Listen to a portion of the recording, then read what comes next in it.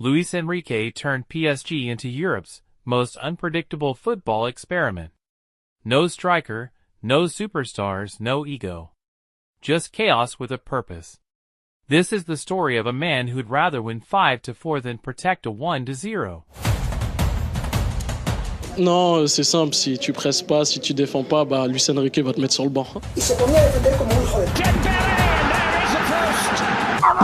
Si tengo que quedar eliminado de la Champions, pero va a ser jugado fútbol.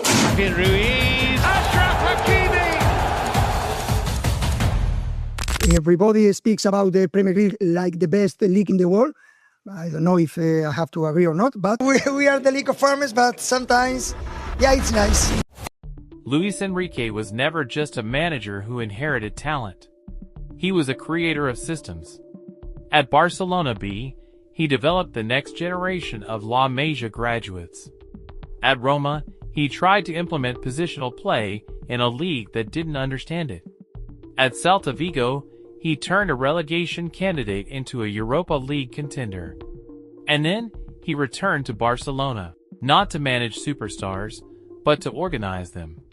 What people forget about that treble-winning side is how hard they worked. This wasn't tiki-taka. This wasn't passive possession. Enrique's Barcelona pressed like animals. They suffocated opponents. They won the ball back in seconds and attacked immediately. Messi, Suarez, Neymar weren't just finishers. They were the first line of defense. That was Enrique's philosophy. Everyone works. Everyone presses, everyone sacrifices, and then came the Spain job. He took a young, inexperienced squad to the World Cup and played some of the most adventurous football any international team had attempted. 1,000 passes against Costa Rica. Possession numbers that made Guardiola look conservative. But ultimately, it didn't work. Morocco knocked them out on penalties. The critics destroyed him, but Enrique didn't care, because he was already thinking about his next project. A project where he could control everything, where he could build a team from scratch, where there would be no more egos getting in the way. PSG came calling and Luis Enrique said yes. When Luis Enrique arrived at PSG, he walked into a disaster. Messi had just left for Inter Miami. Neymar was gone to Saudi Arabia. Mbappe was refusing to sign a new contract and had been banished to the loft training alone, excluded from the squad. The chaos was so intense that reports emerged Enrique might quit after just 1 month. But he didn't quit. He did something far more radical. He decided the superstar era was over. Next year will be better. Without doubt. Enrique said those words after Mbappe made it clear he was leaving. He also said, when a player goes where he wants, that means there are parts of our play that I don't control. And next year, I am going to control all of them without exception. Without exception? That's not a manager coping with a loss. That's a manager who wanted the problem to leave. So how exactly does Enrique's system work? And how did it turn a team that lost Messi, Neymar and Mbappe into champions of Europe? Luis Enrique's philosophy is deceptively simple. Control the ball, control the space, control the opponent's mind. On paper, PSG plays a 4-3-3.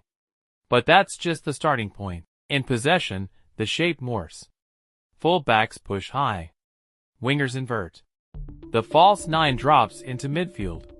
Suddenly, it's a 3-2-5 or a 2-3-5. Or something that doesn't have a name.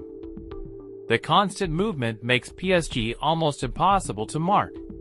Every time a defender commits to a player, that player has already rotated somewhere else.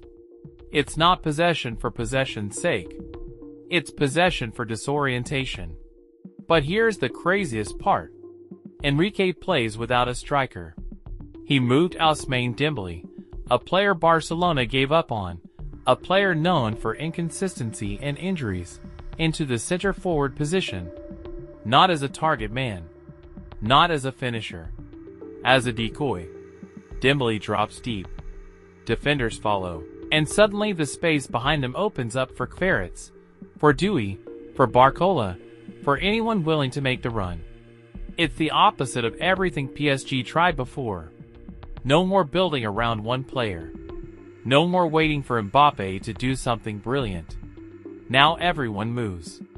Everyone creates, everyone attacks, and when they lose the ball, that's where the system becomes truly terrifying. PSG don't retreat. They hunt. The front three, Dembele, Kvaratskhelia, and Doué, apply immediate pressure.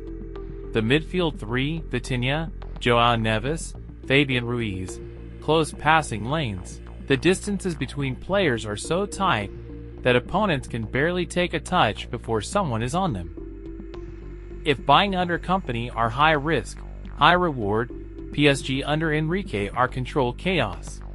They look unpredictable, but every movement has a purpose. In the 2024-25 Champions League final, PSG destroyed Internazionale 5-0, the largest winning margin in Champions League final history.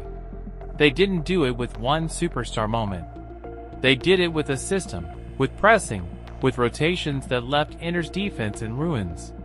Desire Doué, 19 years old, scored twice and assisted once. He became the first player in history to be directly involved in 3 goals in a Champions League final. And the best part? PSG are doing it again this season. That's not luck. That's a philosophy.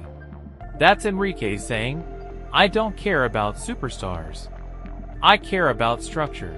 If you enjoy our video, don't forget to hit like to help this video reach to other football lovers, and hit the subscribe button to follow for more interesting videos about football stories. See you in the next video.